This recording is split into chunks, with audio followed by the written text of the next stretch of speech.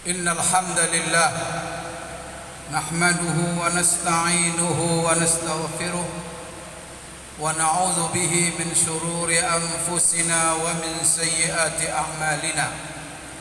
من يهده الله فلا مضل له ومن يضلله فلن تجد له وليا مرشدا.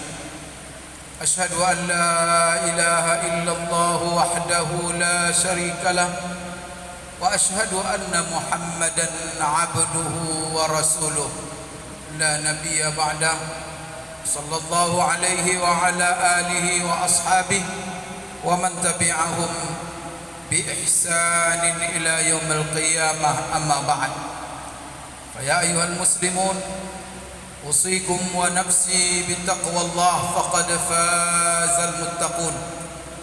قال الله تعالى في كتابه الكريم: أعوذ بالله من الشيطان الرجيم. فلما بلغ معه السعي قال يا بني إني أرى في المنام أني أذبحك فانظر ماذا ترى. قال يا أبت افعل ما تؤمر ستجدني إن شاء الله من الصابرين. قال تعالى: إنا أعطيناك الكوثر فصل لربك وانحر إن شانئك هو الأبتر. Kaum muslimin jemaah salat Jumat, hafizakumullah wa ra'akum. Alhamdulillah, ini merupakan hari-hari zikir, hari-hari mengagungkan, menyanjung, membesarkan Allah Subhanahu wa taala. Kita berada pada hari-hari yang mulia, bulan Zulhijjah sebagai bulan haram, sebagai bulan haji. Dan kita sekarang berada pada hari-hari tasyrik, yang mana hari-hari ini Allah jadikan khususnya untuk para jemaah haji sebagai hari bermalam mereka, bermabitnya mereka di Mina, dan juga untuk melontar jamrah, ketiga jamrah Aqabah, Wusta dan Sughra.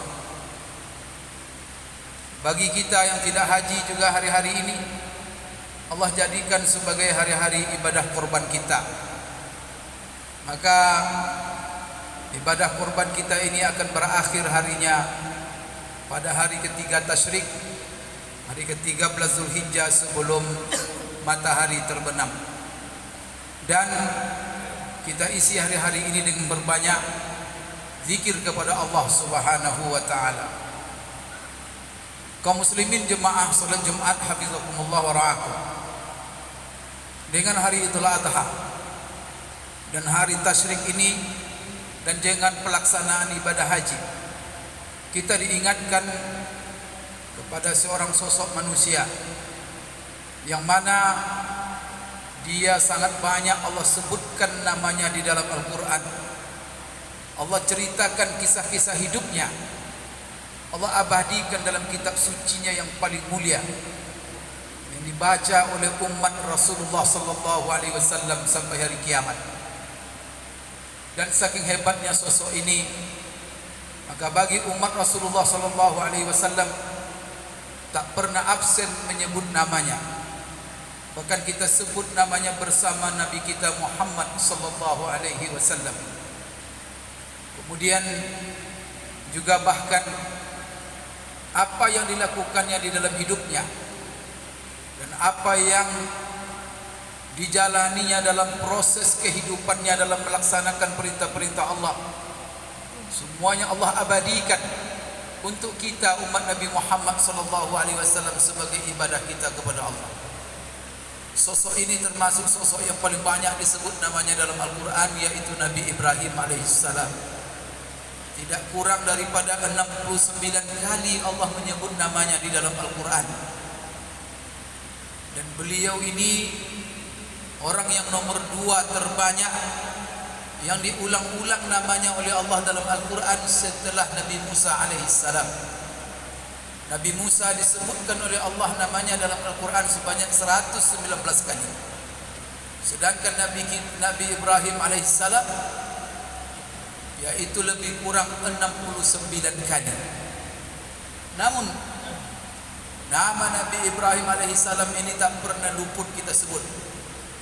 Maka setiap kita salat dan tahiyat terakhir kita mengucapkan Allahumma salli ala Muhammad wa ala ali Muhammad kama sallaita ala Ibrahim wa ala ali Ibrahim, yang disebut dengan salawat Ibrahimiyah. Dan apabila kita ingin mengucapkan salawat yang paling sempurna adalah salawat Ibrahimiyah dengan menyebut nama Ibrahim alaihissalam. Bahkan di dalam salah satu zikir pagi sore yang diajarkan Rasulullah SAW kepada kita menyebut asbahtu ala fitratil Islam wa kalimatil ikhlas wa ala di nabiyyina Muhammadin sallallahu alaihi wasallam wa ala millati abina Ibrahim wa ma kana minal musyrikin.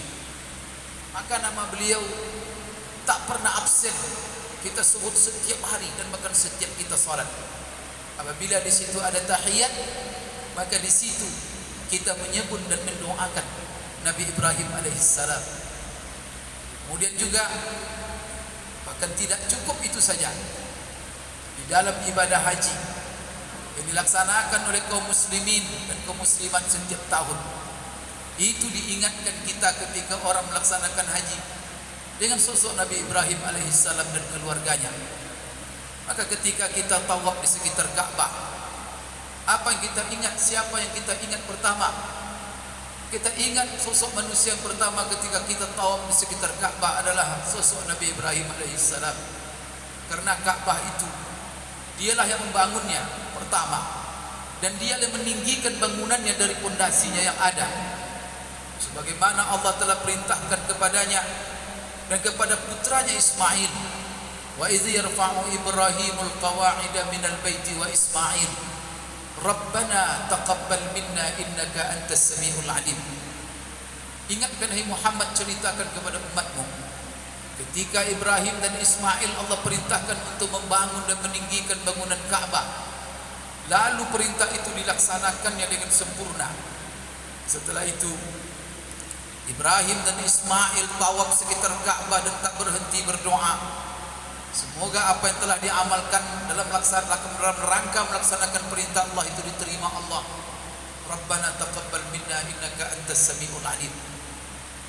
Kemudian ketika kita lewat di Hijr Ismail, setiap putaran tawaf kita pasti melewati Hijr Ismail. Yang mana Hijr Ismail itu berarti disitulah tempat pengasuhan Ismail, diasuh oleh ibunya, sang ibundanya, yaitu Siti Hajar, sehingga disebut itu adalah Hijr Ismail. Setiap kita tawaf, kita melewati dan kita letakkan di posisi sebelah kiri kita. Jika kita melewati Hijr Ismail, kita ingat dengan istri Nabi Ibrahim alaihissalam, Siti Hajar, dan kita ingat dengan Ismail. Kemudian ketika kita selesai tawaf, dan bahkan seluruh yang ada di sekitar Ka'bah itu mengingatkan kita kepada Ibrahim alaihissalam. Salah satunya adalah Hajarul Aswad yang berlomba-lomba umat Islam menciumnya setiap dalam putaran tawaf mereka. Berebut-rebut mereka mencium Hajarul Aswad. Siapa orang pertama yang meletakkan Hajarul Aswad di sudut Ka'bah itu? Itulah Nabi Ibrahim alaihissalam.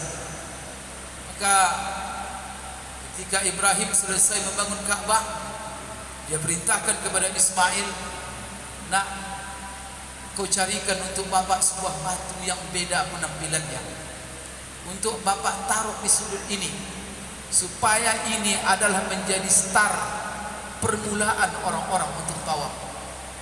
Maka pergilah Ismail mencari. Namun apa yang terjadi? Ismail tidak menemukan batu yang istimewa dan batu yang beda.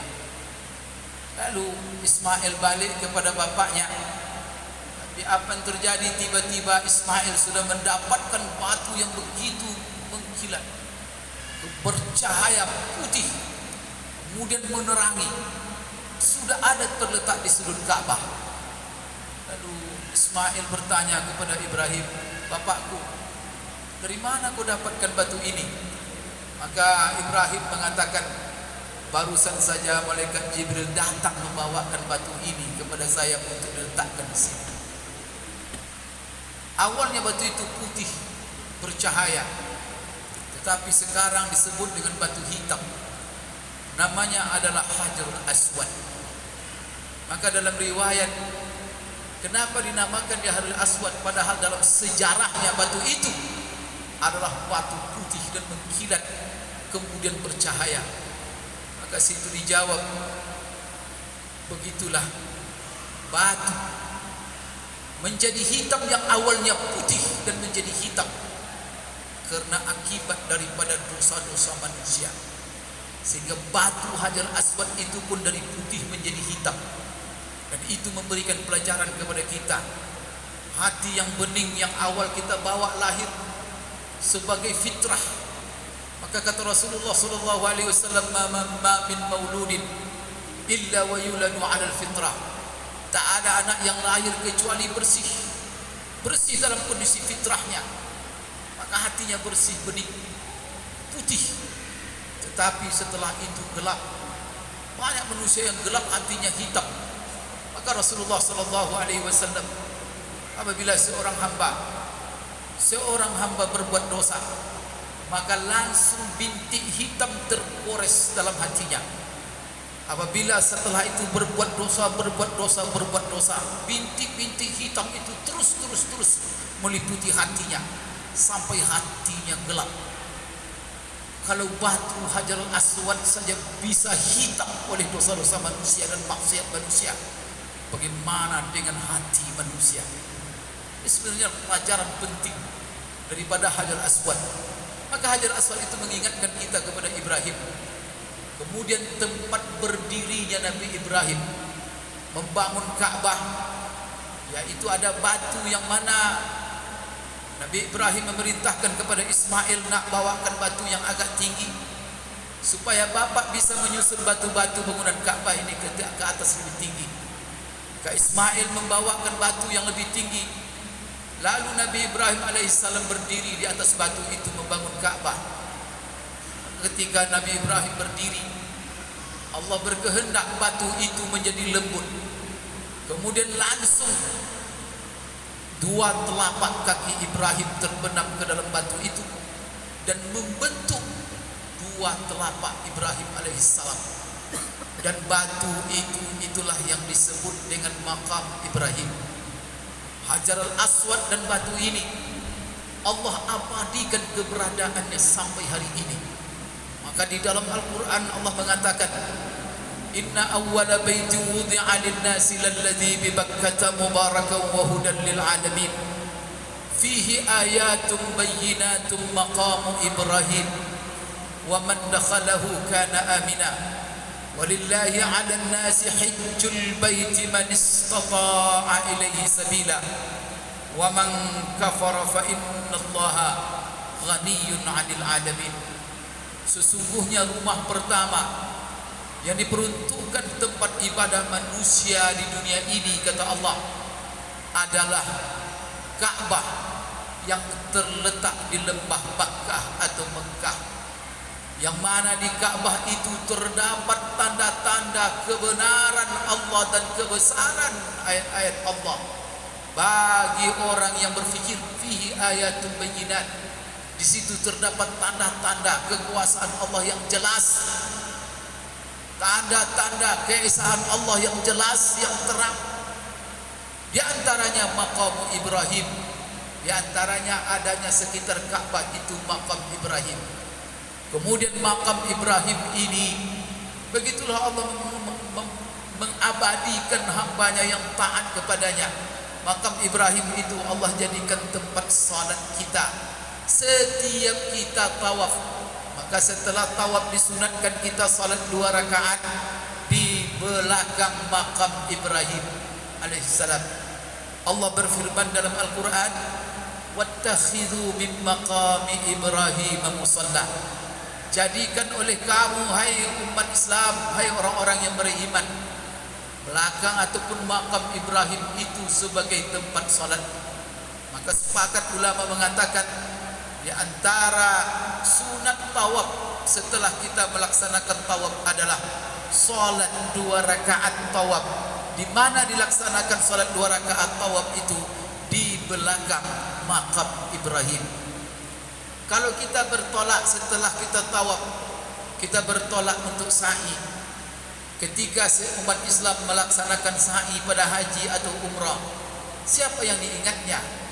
Akan mengembalikan memorinya kepada sebuah sejarah yang luar biasa, yaitu kita akan mengingat Siti Hajar, yang mana dari dia di antara 2 bukit Safa yang Allah jadikan berlari-lari antara 2 bukit Safa itu sebagai sa'i, salah satu rukun ibadah umrah dan haji kita. Itu awal sejarahnya adalah Siti Hajar yang kehabisan bekal, karena dia berani berkorban demi melaksanakan perintah Allah, maka dia berlari-lari dari bukit Safa dan Marwah mencari perbekalan.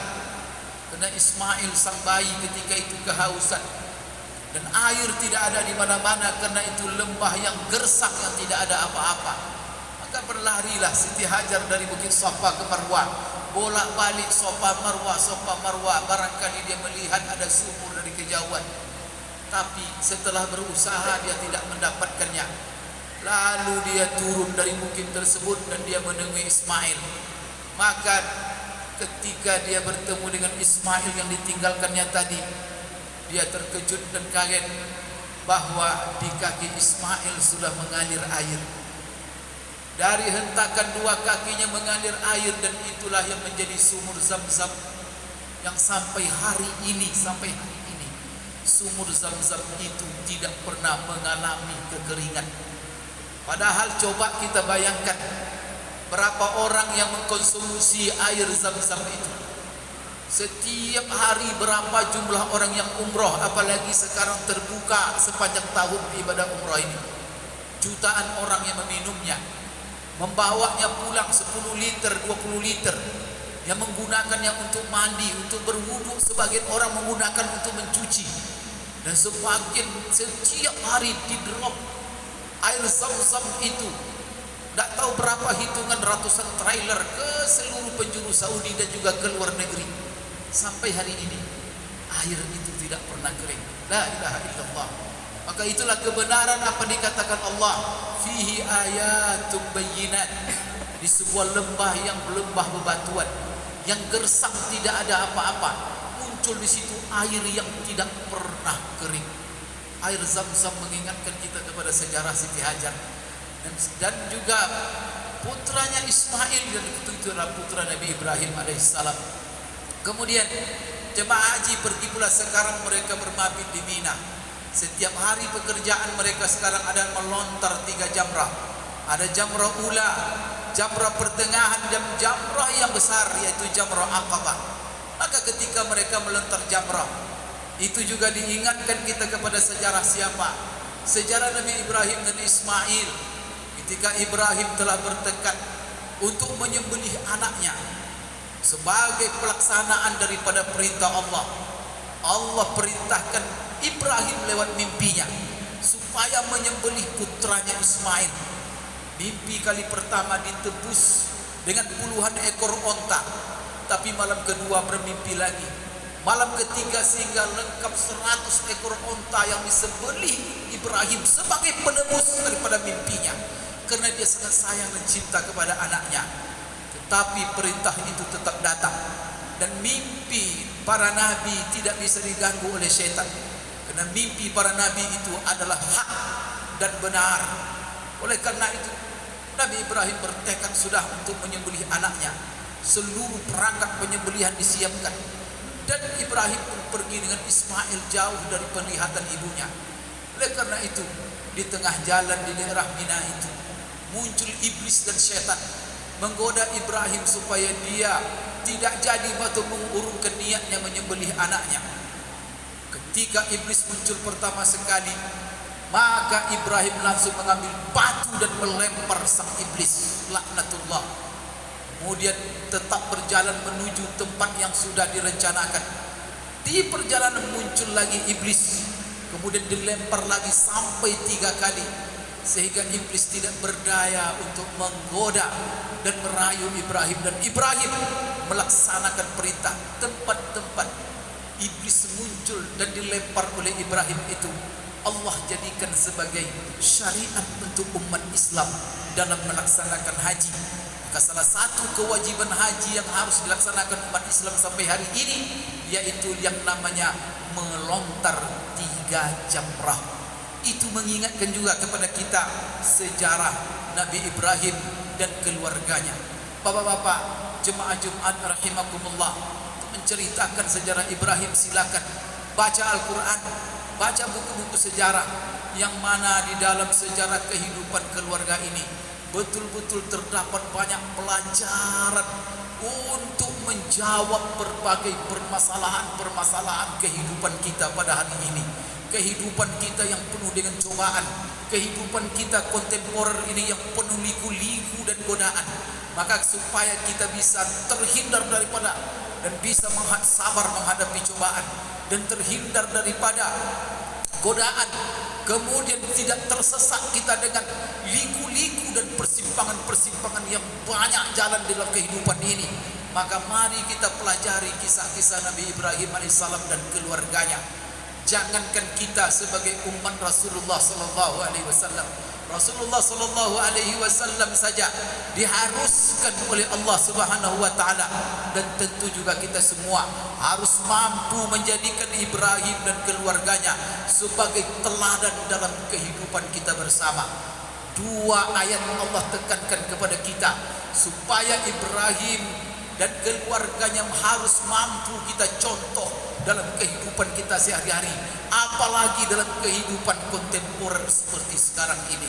Allah di dalam surah Al-Mumtahanah berfirman, qad kanat lakum uswatun hasanatun fi Ibrahim walladzina ma'ah. Sungguh-sungguh kata Allah, terdapat teladan dan uswah, contoh teladan yang baik bagi kamu dalam kehidupan Ibrahim dan keluarga yang bersamanya. Di dalam ayat yang lain Allah juga mengatakan, laqad kana lakum fihim uswatun hasanatun liman kana yarjullaha wal yawmal akhir wa man yatawalla fa innallaha huwal ghaniyyul hamid. Artinya sungguh demi kata Allah, dalam kehidupan Ibrahim dan keluarganya benar-benar sungguh kata Allah terdapat teladan yang baik, uswatun hasanah. Bagi siapa? Yang pertama bagi orang-orang yang menginginkan ridha Allah dalam kehidupannya. Yang kedua liman kana yarjullaha wal yawmal akhir, dan bagi orang yang menginginkan surganya Allah. Karena 2 inilah yang selalu kita minta kepada Allah dalam kehidupan kita, dalam perjalanan kehidupan kita di dunia dan sampai akhirat nanti. Apa doa yang selalu kita lantunkan kepada Allah? Allahumma inna nas'aluka ridhaka wal jannah wa na'udzubika min sakhatika wan nar. Ya Allah, sesungguhnya kami benar-benar memohon kepadamu hanya 2 hal. Yang pertama, kami memohon kepadamu supaya hidup ini selalu dalam ridhamu ya Allah di akhirat, supaya kami semua ini menjadi ahli surgamu. Maka di dalam ayat ini Allah memberikan jawaban bagaimana kita bisa mendapatkan ridha Allah dan menjadi penghuni surganya Allah. Maka syaratnya harus kita mampu menjadikan Ibrahim dan keluarganya sebagai suri teladan, uswah hasanah dalam kehidupan kita. Maka Allah berfirman, laqad kana lakum fihim uswatun hasanatun liman kana yarjullaha wal yawmal akhir wa man yatawalla fa innallaha huwal ghaniyyul hamid. Tapi kalau kalian berpaling dan acuh tak acuh dengan kisah dan peristiwa yang Allah ceritakan dalam Al-Quran, kalian tidak menemani, malah kalian berpaling daripada cara-cara kehidupan Ibrahim alaihissalam, maka Allah berlepas dari kalian semua. Allah Maha Kaya, Allah Maha Terpuji, Allah tidak butuh kepada kalian semuanya. Maka salah satu yang perlu kita contoh daripada Nabi Ibrahim alaihissalam adalah semangat pengorbanan demi melaksanakan perintah Allah dan demi menjauhi larangan-larangan Allah. Maka Ibrahim telah memberikan pelajaran yang dahsyat kepada kita untuk demi melaksanakan perintah Allah seluruhnya harus berani kita korbankan. Nyawa pun harus berani kita korbankan. Diri ini, tubuh ini harus berani kita korbankan demi melaksanakan perintah Allah. Nabi Ibrahim diperintahkan Allah untuk menebas berhala-berhala yang disembah oleh Namrud dan para elit-elitnya. Ibrahim yang langsung menebasnya. Kenapa Ibrahim tebas? Atas perintah Allah Subhanahu wa taala. Ibrahim ketika itu sangat tahu sebagai konsekuensinya. Konsekuensinya mati, konsekuensinya nyawa. Tetapi karena itu perintah Allah, tanpa dia takut dan gentar sedikit pun, dia langsung menebas berhala-berhala Namrud tersebut. Apa yang diterima resikonya? Maka Namrud memerintahkan seluruh penduduknya untuk membawakan satu ikat kayu api, sehingga terkumpullah kayu api satu bukit untuk hanya membakar Ibrahim. Namrud ingin memberikan pelajaran kepada orang yang menyentuh berhala-berhala yang disembahnya. Tetapi dia tidak tahu bahwa Allah juga punya rencana, dan Allah juga memberikan pelajaran kepada manusia bahwa hidup di dunia ini bukan apa kata Namrud, bahwa membunuh itu bukan Namrud, mencabut nyawa orang bukan Namrud, yang membakar itu bukan Namrud. Maka setelah kayu bakar terkumpul, maka Ibrahim pun saking hebatnya api yang berkobar, tidak satu orang pun sanggup melemparkan Ibrahim dari dekat, sehingga terpaksa mereka menyediakan sebuah alat namanya manjanik, melemparkan Ibrahim dari jauh sampai masuk ke onggokan api. Setelah Ibrahim dilemparkan, Ibrahim tidak gentar karena dia yakin dengan Allah. Maka setelah Ibrahim masuk ke kobaran api, semua orang bersorak-sorak, Ibrahim hangus dan menjadi abu. Tapi Allah punya rencana lain. Ketika Ibrahim masuk, Allah perintahkan api itu, ya narukuni bardan wa salaman ala Ibrahim. Hai api, yang menciptakan api itu Allah, yang membuat api itu bisa membakar adalah Allah. Karena dia menciptakan api, dia membuat api itu bisa membakar. Allah juga mampu membuat api itu bisa mendinginkan dan bisa menyelamatkan Ibrahim. Maka Allah perintahkan, hai api, jadilah kamu penyelamat dan pendingin untuk Ibrahim. Maka berubah api yang begitu panas menjadi pendingin Ibrahim, sehingga Ibrahim bukan terbakar, malah di dalam onggokan api yang begitu dahsyat dia gemetar kedinginan, dan Ibrahim pun selamat. La ilaha illallah. Kenapakah takut kita? Apa yang kita takutkan? Mati bukan urusan manusia, kemudian melukai bukan urusan manusia, semuanya adalah urusan Allah.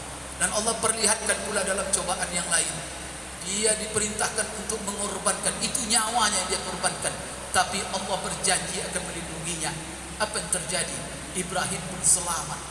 Allah berikan pelajaran Namrud dan seluruh orang menontonnya. Setelah itu Allah berikan pula cobaan kepada Ibrahim untuk menyembelih putranya yang tercinta, yang berpuluh tahun ditunggu kedatangannya. Lahir seorang laki-laki yang ganteng, sehat, cerdas, yang Allah gambarkan bagaimana Ismail itu anak yang cerdas. Fabasyarnahu bighulamin halim. Setelah dia remaja, diperintahkan pula Ibrahim untuk menyembelihnya. La ilaha illallah. Tetapi karena itu perintah Allah, perintah Allah melebihi cintanya kepada anaknya, maka apa? Ibrahim sembelih. Tapi setelah dia sembelih berkali-kali, pisau itu tidak bisa melukai Ibrahim. Maka ketika itu melukai Ismail, Ibrahim ragu, apakah pisau saya ini tumpul atau tak bisa, apa tidak tajam? Dicoba oleh Ibrahim pisau itu ke batu, sehingga batu itu putus karena saking tajamnya pisau itu. Setelah itu kembali dicoba ke leher Ismail, namun juga tidak mampu. Ketika itu Allah katakan, sudah Ibrahim, saya hanya mencoba kamu, kamu sudah berhasil dalam tes, maka gantinya adalah seekor kibas. Maka kibas itulah yang menjadi pengorbanan, menjadi ibadah korban kita sampai hari ini. Fa'tabiru ya ulil absar لعلكم تفلحون. أقول قولي هذا وأستغفر الله لي ولكم ولسائر المسلمين فاستغفروه إنه هو الغفور.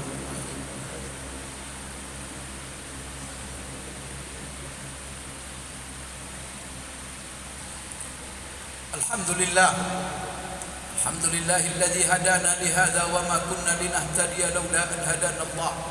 أشهد أن لا إله إلا الله وحده لا شريك له وأشهد أن محمدا عبده ورسوله لا نبي بعده صلى الله عليه وعلى آله وأصحابه ومن تبعهم بإحسان إلى يوم القيامة.